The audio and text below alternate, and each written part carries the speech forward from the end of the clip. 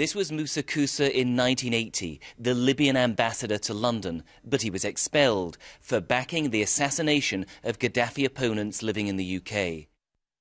When he returned to Libya, he was chief of spies, and some say Gaddafi's head of interrogation. This is Abu Salim prison, where Gaddafi once dumped political opponents. Mufti al-Thawadi spent nearly 2 decades here, 8 years of it in isolation, in a cell with just a hole in the ceiling for light. It was here he came across Musa Kusa.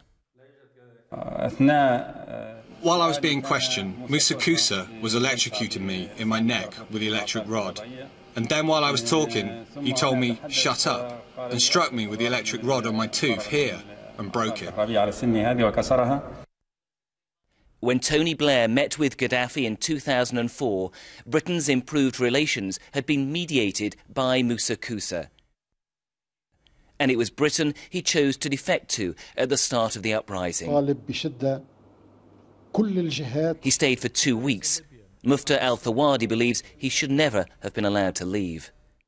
Musa Kusa practiced torture. Musa Kusa tried to give Western people the impression that this regime wasn't a criminal regime, and this in its own right is a crime. This is why it's imperative that the West, whether it's governments or people, must hand over this criminal to justice.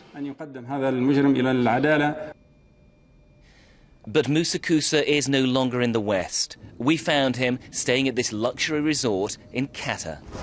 Hello, Mr. Kusa. BBC Television.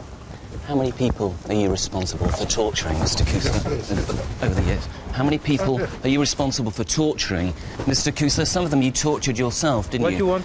These are all questions. As further allegations emerge, it's likely the International Criminal Courts will want to discover more about Musa Kusa's role in crimes against humanity. Paul Kenyon, BBC News.